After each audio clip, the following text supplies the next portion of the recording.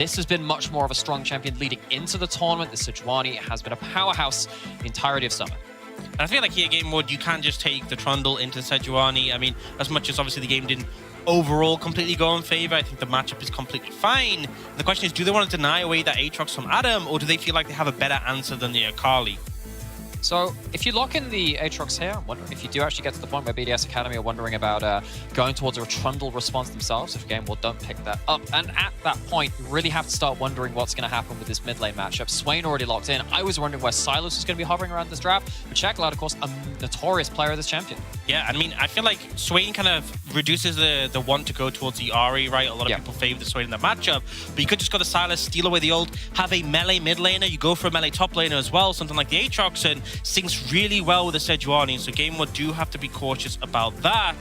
Looks like they are going to deny away that Aatrox on the enemy side, though. And we'll see what BDS Academy go for. Obviously, I feel like Darius pick. Yeah, not bad, I think it has a place, so you have the damage to cut through that Swain. I mean, either way, just looking at Adam's like specialty champions, shall we say. Of course, we've got a number of Darius players in the ERL, so it's not necessarily individual to him, but he is such a notorious one. The amount of drain tank on the side of game.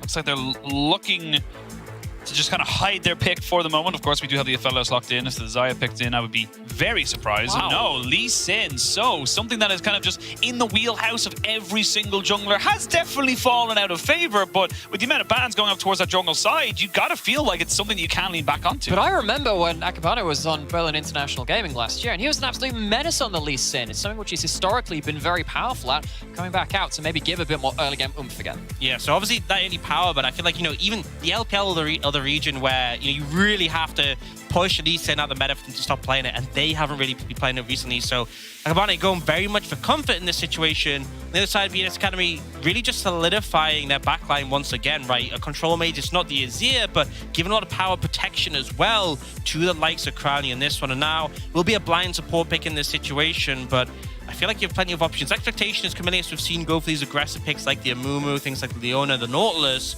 But with the Sivir, you know, has safety against a lot of those. Ooh. Paired up with something like Renata, and suddenly is very hard for GameWard short-range composition to get on top of this backline. I mean, you look at this entire comp build up here from GameWard, the Swain, the Aatrox, even the Lee Sin.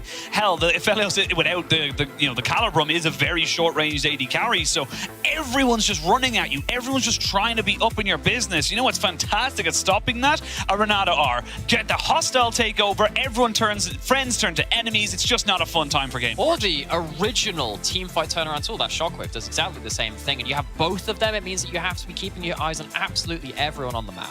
And I like this adaptation that we saw because they were hovering the Lulu for a while. And sure, Lulu would give a lot of power to your Aphelios in the later stages of the game, but the Karma not only just give that AoE movement speed, which will benefit the likes of that Aatrox, off that Swain, but more importantly, it's a good lane matchup early, right? This is a game where GameWard, once again, I want to see that early pressure. Sure, in team fights, they have power, but if the Lee Sin doesn't get momentum, it's going to fall off, right? If you aren't leading in the bot lane, Sivir will eventually outvalue you. So I feel like GameWard, once again, need to hit the ground running. So once again, the opponents of BDS Academy had themselves a bit of a necessity to do something early. If it goes late game, they have a few more tools to fight than game one in this particular instance, but it's still against them. I look at the amount of ability for BDS Academy to play through the late game team fight, and it is scary if you're GameWard. I mean, that's what we're going to say. Like, you guys wanted to kind of see maybe an adaptation from that first game from the side of GameWard. We got it, but it's the same result. It's a different journey, but we're getting to the same point of what they need to do, which is you need to work out early. You need to get explosively ahead.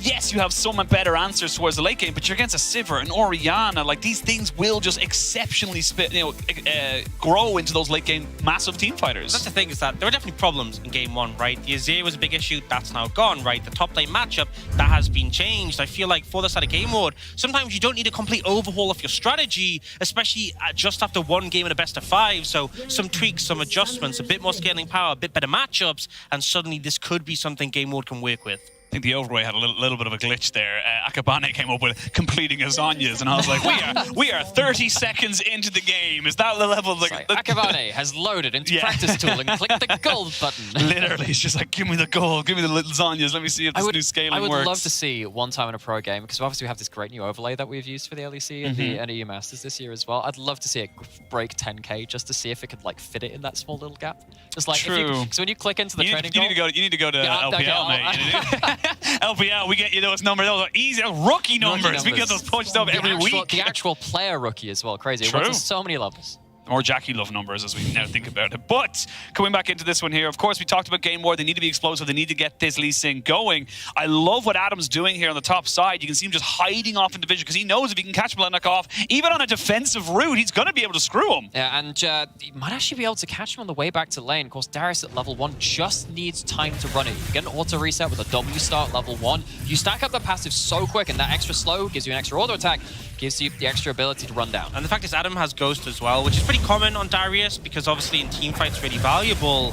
But it just means that if Melenik did run into him, not only can you do a lot of damage, but you can run him down, force his flash. Now, when you see Akabane move over, well, look at the aggression bot lane already. Wow, Ignite goes down. They really want to try and make the most of this Karma right now. And again, it's about kind of getting that explosive bot lane. As we can already see, Adam doesn't mind taking a couple of sweet spots because he knows once he gets that bleed down, stacked up to 5, he's just going to win the trade. I'm sure this is the bane of many top laners who played it Sin from Sylve, the challenger. The extra auto attack just means the bleed takes that extra bit longer, which means you actually have a much worse trade in the long run. I do want to say, though, I would love to see Akabane put some attention towards top because the fact it's a TP-less top laner with this Darius, if you kill him when the wave's in a bad spot, you can really punish it. And I'm going to say, something I saw in the quarterfinals from BDSA, particularly from Adam, is he'd often put himself in situations where his wave was really punishable. It didn't get punished, but if you find the opportunity, you could really shut him out of the game. Well, that's the double-edged sword of Adam. We've known him as a player to do this in the LEC, in the LFL, EU Masters as well. Adam has typically been this player that will take these annoying, strong 1v1 matchups in the top lane, but he sometimes is leaving himself open to exploitation on that top side at the same time. And Sharon the Sejuani, not the best ability to impact this top lane early on, but at the same time, much like Game 1 focusing much more towards his bot side, forcing Crowny and Odote under tower. I think that's a big thing if you are wanting to take this Karma right in the bot lane, pressure the lane. Akabane feels like he needs to be around his bot lane. He doesn't want to give an angle for Shio to get in, set up a gank, and kind of destabilize what's happening in the bot lane. For the time being, Crowny and Odote are really struggling. So, Adam actually getting the freedom on top side to take that Scuttle solo. Does mean that Show is not going to get either Scuttle on either side of the map. It's secured on top side, but not going to have access to their bot side. Already lost their Krugs as well. So Akabane at least getting an individual advantage on the Lee Sin. See if that actually amounts to anything though, because we know, of course, when it gets to a certain point when you're grouping up, you don't really care about an individual advantage on the Lee Sin, especially against the likes of Sejuani. Now we see Akabane trying to use that explosive nature on the Lee Sin. We talked about it, but Gio is here. They're going to get the slow to not land. Vision of Empires doesn't hit, neither does the Sonic Wave. And you know what? Sometimes you just gotta throw it out just in case. I love that line. They're gonna get the slow to not land. Yeah.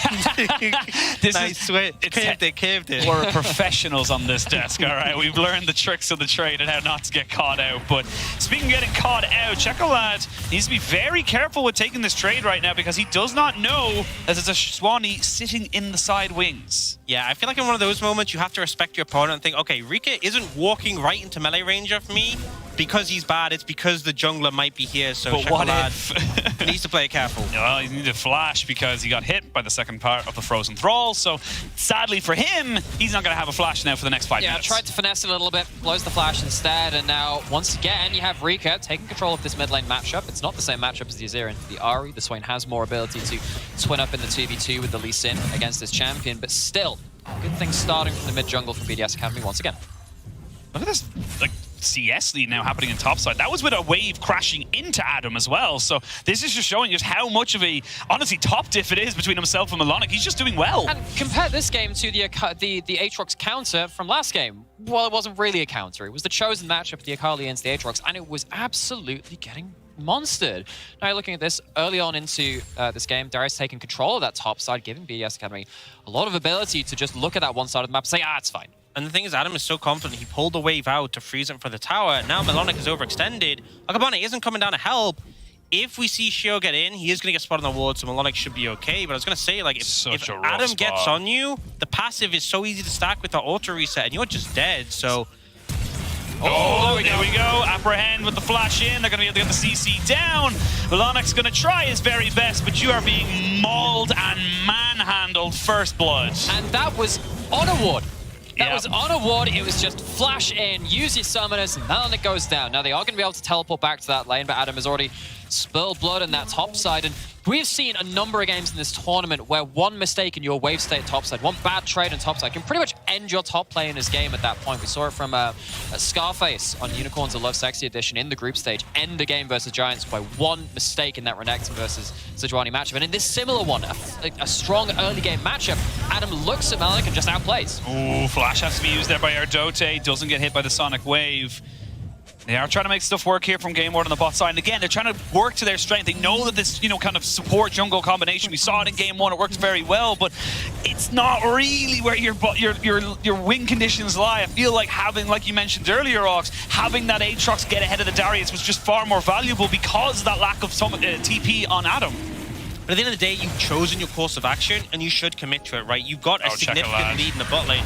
He's got ult, though. He's got ult. They do have a shockwave available should they want to go first, so Shio actually backs himself away. They don't know exactly where it is. The bot side. Down the bot side, though. Camilius did flash in and get himself a kill, so Crowny underneath the tower just has to back himself away, and it looks like GameWard said, cool, thank you very much, we'll take that trade. GameWard are really, really forcing onto bot side. Stolen! Shio gets it. Shio even gets a kill over to his mid laner, and will he be able to get out? That's the big question. Oh my lord, he is. He's going to be able to get away with highway robbery. Inex trying his very best to turn something back, but it's just not going to be able to work. And Crowny popping the spell shield, but just a little bit too late to stop the first activation and a little bit too early for the second. And it's honestly a disaster, because when your bot lane is this far ahead, you should be securing the dragon, but the fact that Akabane goes down and it's stolen away, this is so painful for GameWard. And GameWard have put so much emphasis on putting this bot lane behind. In game one, every bit of jungle attention really went towards bot side for the majority of the game. In this game as well, they've been putting pressure down there. Akabane very early into that bot side, setting up the Karma of Aphelios for success. But when they're in lane here, they're not here for this dragon. Remember, dragons, hard to kill, do more damage in the early game. That was one of the big changes from the buffs which dragons got. And the 5 HP is sadly not 0. Yeah. And they don't even get out with a kill. It's always a rough one, and even just mentally as well when you're thinking about it. Junglers always want to try and win those smite fights to get that mental edge, not going to get it. But now you get to play on the side of BDSA to your strong side of the map. You get to turn around and go, cool, we're going to play around the Herald, because guess who's on top side? Darius. Yeah, and I mean, he is pretty scary, but I will say, despite everything, Melonic has managed to sort of stabilize the lane a decent amount, right? Only 7 CS down now, still at a deficit, but now they're looking to contest here. This is rough. Chocolate's here, though, and they've got Camellias coming in as well, so it is going to be a trade of a trade. So GameWard able to leverage themselves a little bit more around the map. And this is the thing, right? We had the changes to Herald where I was like, okay, we'll buff Herald. That'll help top laners. No, the big thing with Herald, it's not about top lane. It's about which bot lane moves first, and Camellias was there. 4v3, BDS have to back away. Herald secured for GameWard, so sure, they didn't get the dragon, but they still got a good objective. Yeah, there are a couple of champions which just love fighting around Herald for the sake of it as well. Stuff like the Swain, actually very good. Wukong's another champion that's very good around that. Anyone with big AoE ultimates, I tend to find love those moments. Chase down with them too. So GameWard still have some power around that top side, especially around those ultimates. So even with the Darius becoming a little bit of a scary fellow up there, it's still enough to dissuade BDS Academy from taking down that second neutral objective.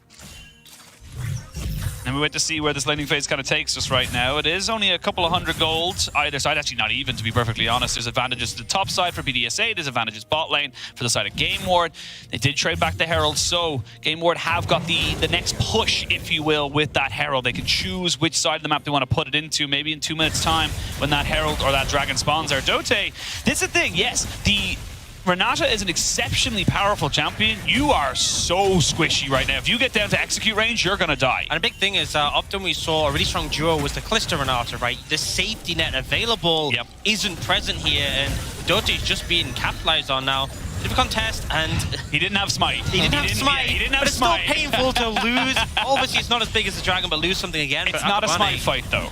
And that's all that matters for Akabane. He didn't lose it. He chose not to commit fully to it. But speaking of committing fully to it, GameWard now know that Crownie doesn't have a spell shield, and they're going to get a kick back right into the waiting orders. But there's going to be the Berserker going in. They're going to try and catch Heckle and Akabane to move around their team. Reeker TP's bot side. Has got the shockwave in hand, but not going to fully commit to it. Akabane trying to be sneaky with the flash kit, but at the end of it all, they just burn a lot of ultimates. Yeah, but fantastic job from BDSA to manage to defend against that play, because if that went successfully for GameWard, Herald gets slammed down, Tower would get taken. We even actually see Adam taking the moment to roam down towards mid and push the wave in, so really, it's just BDSA covering all the boxes, making sure everything is going smoothly. Reeker just pumping up the DPS numbers, goes, yeah, it's not going to be a fight for a minute or two. I liked how Inax and Camellias were just like, does it kill us? And then like walk back from it. It's like, no. It's like, all right, we're fine to soak this then. It's all good. It's that little moment of just like, wait, what minute of the game are we in right now? Are we going to die? So they back themselves back into lane so they can push that in and get themselves a nice reset as they come back into lane. So now we start to see where BDSA want to try and put this thing. Because again, you know, looking at Adam on this very, very powerful Darius, can he make anything happen with Geo? Because you have a Sejuani, you have the double melees to activate this passive of the Sejuani. So will you be able to make it work is the big question. Another smite fight goes over in favor in the side of BDSA Geo, but he's not loving this fight right now. He's overextended a little bit, and Akabane gets some revenge. Oh, third time you steal away something, right? That's where Akabane really gets annoyed now. Adam! Oh! Another get over here. Adam flash and goes in. And Reeker is the one who reaps the rewards. It's an Adam classic. Get an advantage in your lane. Just turn up somewhere else and see if you can flip a play. It happens to be in the right place, the right time, shadowing that lane. And just as GameWard find themselves a skirmish around this Lee Sin, which they've struggled to do so far, they lose out on the back end of the play. And I feel like that thing with right place, right time, he is so frequently moving down towards mid that eventually it's going to be right place, right time. At all the time. Yeah, he's just permanently finding the moments, but that is just the fact that he has that control in the top lane. Now, what do you see here? Geo a little bit overextended, uses that Q for the aftershock, but obviously means you don't have the dash away.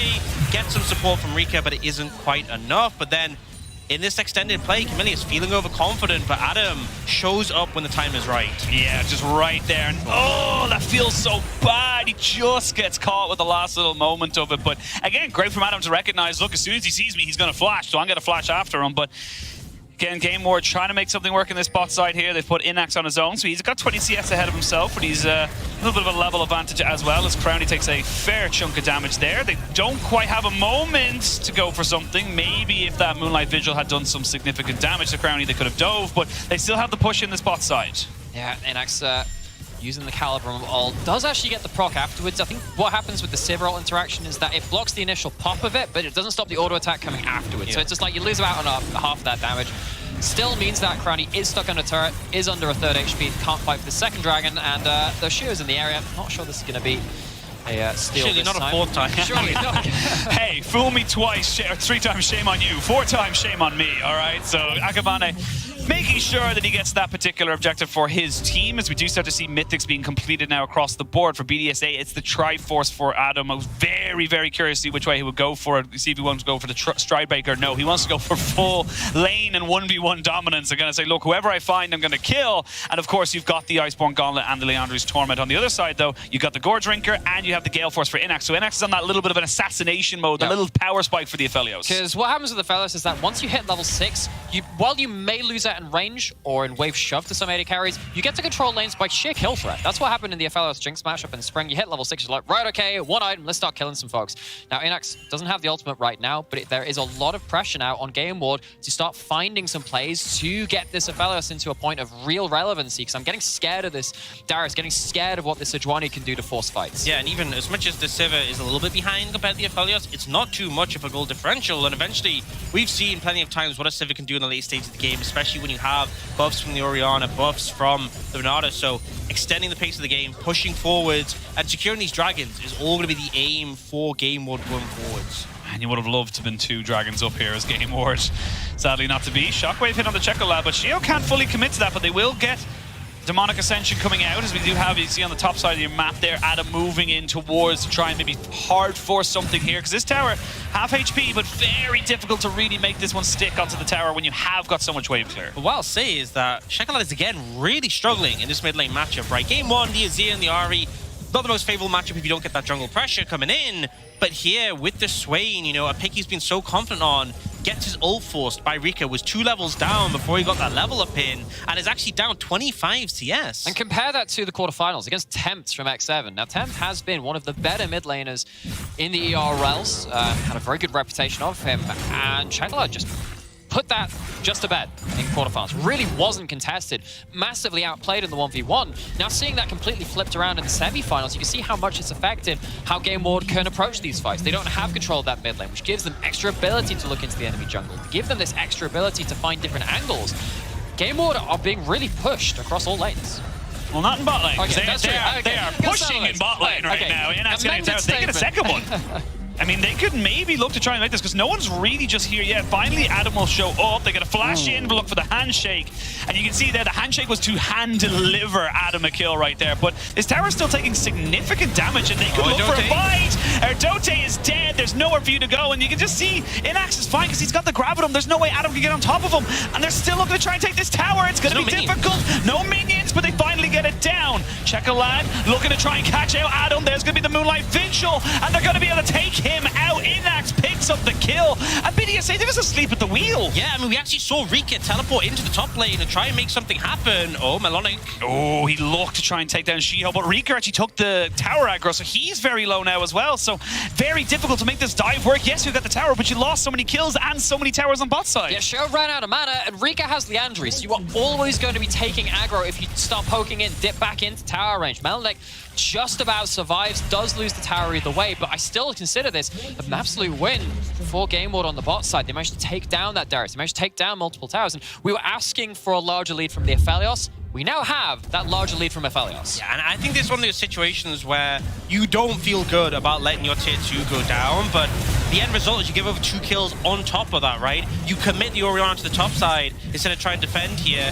and you just don't have the numbers. Instead of committing to a strong side, you end up trying to play both sides of the map, and it bites you in the back. Yeah, one of the things I look for on Aphelios as well is weapon management. I think that's one of the things which is most important to get right on this champion. And for that, has the Gravitum to stop Darius running in to support the first person that goes down, has it to chase them down afterwards. Having the utility weapons at that point, perfect for the play, and GameWard find that window of opportunity and get Inax a lot of spoils for that as well. The big thing as well, as you saw on the mini-map there, Crownie moved from pushing in mid lane to then move down bot lane. So yes, he still got the tower in the end, but it's those little moments that can maybe kind of have a bit of a difference. Melonic forced to go into the World Ender because his world might be ending there. It's the Demacia, the Noxus Guillotine coming in here, and they're going to be able to kill off that kill. So they get themselves a tower, they get themselves a kill, but GameWard maybe looking for an extra fight, 25 seconds to the next dragon spawns. Yeah, so want to be in position to try and get this one, because honestly, if GameWard deny this, it really can just cause issues, right? Stacking those up, definitely a win con for a team who doesn't want to go to the later stages. Now, they're posturing, potentially looking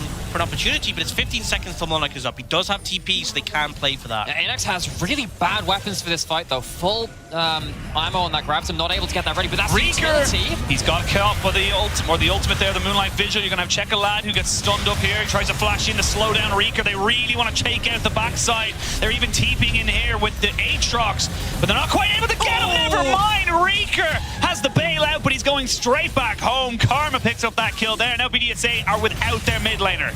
Yeah, so now they have the numbers advantage. You're going to try and push the mid wave in one more time, then move over. Despite the numbers advantage, they don't have the ult from Checolad, and he's pretty low, so not necessarily in a position of power. We'll see if BDSA want to move over and try and contest this one. Adam still feels so confident his ult is up in 8. They're going to look for a steal again. Not a 4 time. 4 times maybe, but they might go for the fight instead because they don't know where Shio is. They're saying, look, we're going to go for a Crownie. Flashes away after getting the spell shield out, but now Akabane has to kick away Adam, who's now been put into the backside of this one here. He's got the bailout, so he's still very healthy, but there's no one close. You traded your jungler for your top laner, though, which means that GameWard can't take this. Yeah, that's a big thing. You deny the smite, so at the end of the day, GameWard have to back away, and BDSA will slide in and go for the dragon, so sure, GameWard definitely had some advantages in that passage of play, but the end result, the dragon goes to BDSA. And honestly, halfway through that fight, I was going to praise GameWard for finding their item spikes, finding the points of power, because they're starting to use the Aphelios. Level 11, the ability to add a bit more utility than other AD carries, but they just about overextend in the fight once again, seeing that a lot in game 1, of course, but this second game, Checolad finally able to really have a big impact. The kill after this point, pinpoint precision from that. Very nicely done there from the Never Move, just to make sure you can bring it back. But then, like you said, like they try to go for the fight afterwards around the dragon, and they do lose their jungler, so it's just it just takes too long. This is really unfortunate what happens, because Akabane goes for this initial kick play, and it actually looks like it's going to be a good one, but the flash comes in. And that's what counters on the Crownie, because he goes in on the Q, goes for the ward hop, but the flash means he doesn't get it. Even got the spell shield. So instead, he kicks Adam, goes for the Sonic Wave, but Adam gets bumped away, so he doesn't connect it, doesn't get to follow up, and as a result, it's trading kills, and he doesn't get what he wanted. My heart bleeds for Akabane on that play. When the alley-oop goes wrong. So now after that, we have extra dragon over to BDS Academy. That's an extra Infernal Dragon. Of course, remember, a couple of patches ago, all dragons now give an extra 50% bonus compared to what they used to as individual stacks. So that's now, I believe... Except the broken one, Cloud, is 100% more. Crazy, but the... Oh my god. But the Infernal is going to give you a lot of bonus stats. The Hextech Dragon, which BDS Academy also has, is a really good individual stack compared to the Ocean Dragon, which in terms of that individual one, it's not quite as valuable. So got to factor that into the extra gold, which is very even right now. GameWard playing this out a lot closer. They have more abilities to team fight in this game, but BDS Academy still have a lot to show. Be careful as well as Crownie. You are still very short range coming into this one here, so I am curious to see what GameWard can actually do here. Looks like BDSA are happy to maybe look for a bit of a flank here. Good Gale Force away means that you're trading a Gale Force cooldown for a Shockwave. Shockwave will be up slightly sooner, but it's not that big of a deal. You don't lose any major summoners. I like that BDSA are looking for these opportunities because they have so many tools in which they can use their movement speed to run people down, use their engage options between like the Sejuani, even just a moment like that, if someone walks up too far, you go for the Shockwave. Whereas for the side of GameWard, I mean, they don't have as many. It's a lot more finicky to try and make like a Lee Sin engage work, especially when so many champions of BDSA can shut you down. But what we just saw in that mid lane is something that we've seen from multiple LFL teams do really, really well. Particularly against Dusty, and they fell prey to this a number of times versus GameWard in the group stage and then LDLC in their quarterfinals. You're just looking for this pick in this mid lane. Seeing this AD carry starting to wave clear, particularly one with less ability to escape, like an Aphelios, compared to ones with higher move speed or mobility. BDSA just fishing for it. It's something of an LFL specialty in this tournament. Interesting enough, actually, we're not seeing the Checolad Imperial Mandate alongside the Rale's Crystal Scepter, actually going for the Leandri's Torment. So recognizing that he needs maybe a little bit more damage to try and take down these tanks. And again, just kind of giving them more damage threats throughout their team. Yeah, I think Leandri's makes complete sense here when you're into tanky champions, you're the only AP threat in your team. Mandate was very popular when Swain first came in the meta, particularly in the LPL, but I feel like you want to be a consistent damage force for your team, especially when like both teams have so much AoE damage to be layering down. And particularly when you are dealing like for like in terms of champions, it's a bit of a damage race. He's forced to flash very early into this fight. He dropped down the crescendum and realized he was definitely not in the position to be able to use that. Another flash has been burnt there that time by Akabanis, who's not going to have a flash kick again. And all it cost was a little bit of posturing and just the ultimate there from Shio. So they're coming out trumps. And the thing is, there's a dragon in a minute 30, right? You've just been Lee Sin's flash, one of the best tools for finding access onto this backline, and in access to Aphelios' flash, which is one of the best defensive tools for GameWard. So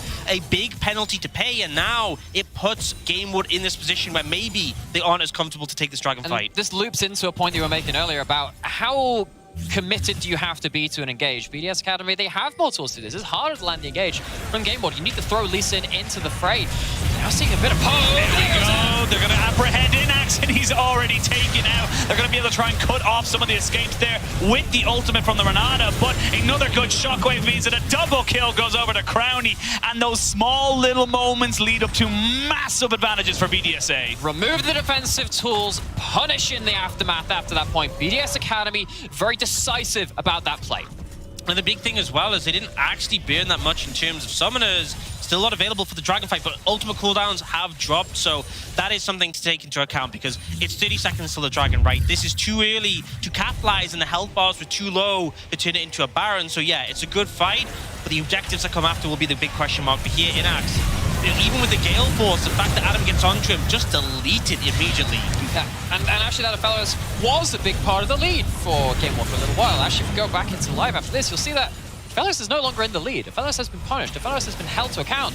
And now, you're looking at BDS Academy, who don't need to worry about this Aphelios nearly as much, especially when they can take Oh my him god. fourth time. Fourth time there. Shio now actually no longer got his smite to keep himself healthy, so they might try and just burn him out, but they don't really have the damage here just yet. Shio trying to make sure he can get over with the Arctic Assault, but they flash in front of him. The dragon's been put in, but Crowny's just untouched in the backside of this. And now the rest of BDSA are hungry, hunting for blood, apprehended, taken away from their families and forced into just absolute terror right now by Adam. Adam is just moving forward with Shio saying, you cannot touch us. Shio actually might be low. He's gone down. Can he get the execute? Yes, he can. Gets the reset, and they will be able to pick up that dragon.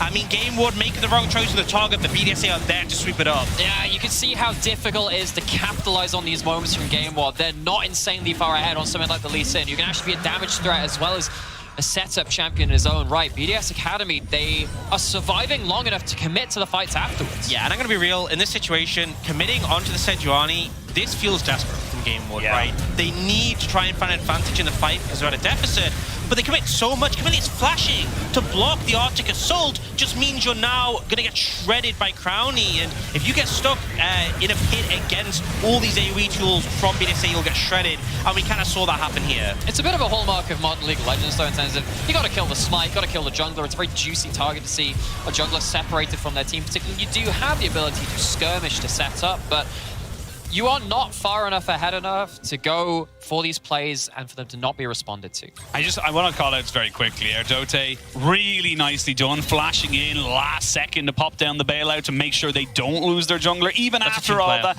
It's a team player. It's a team move, and I respect it. I want to make sure supports get their dues. Yeah, and I think seeing plays like that, seeing plays actually from across the entire team of BDS Academy, you got to remember, all of these players are looking to not just prove themselves, but kind of almost redeem themselves, kind of reprove themselves. Check They're going out again, big plays. Yeah, Check-a-Lad just get apprehended, which is going to force back the Dragon's Rage kick.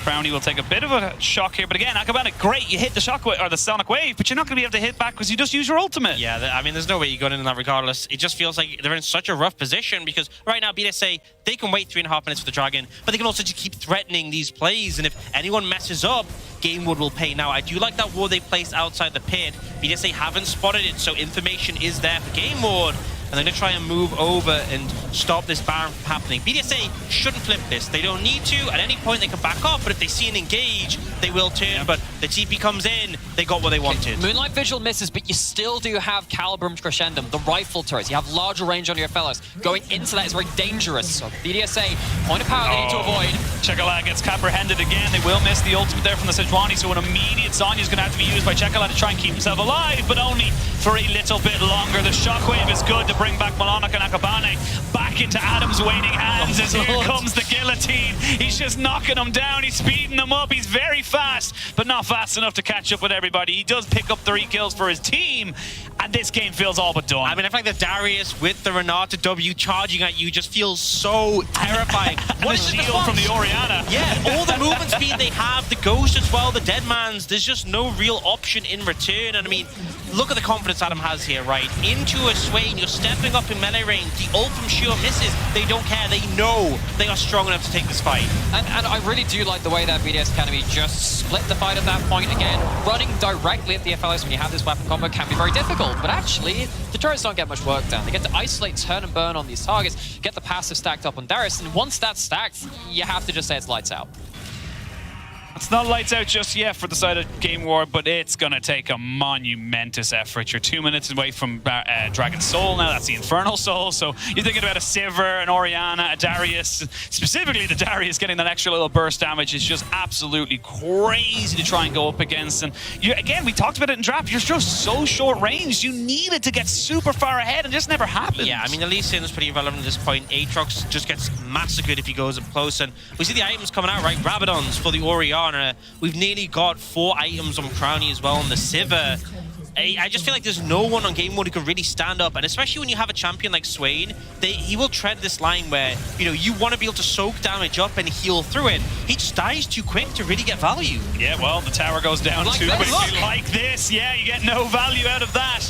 And that means that the Swain shall be doing nothing more in this particular fight. Inax trying to flash away. Shio is just unafraid. He's got everyone at his back. There's a hostile takeover to make sure they kill absolutely everyone. And BDSA, they don't want to lose any game at the Amazon EU Masters. No, this is zero mercy, zero holds barred. BDS Academy continuing on their momentous run. They should be able to finish this one up very nicely. We'll lose Crownie to a Fountain Dive, but 2-0 on the day.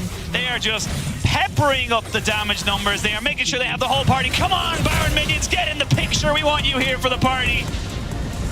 And that was convincing, if nothing else. Yeah, I feel like at this point, I mean, BDS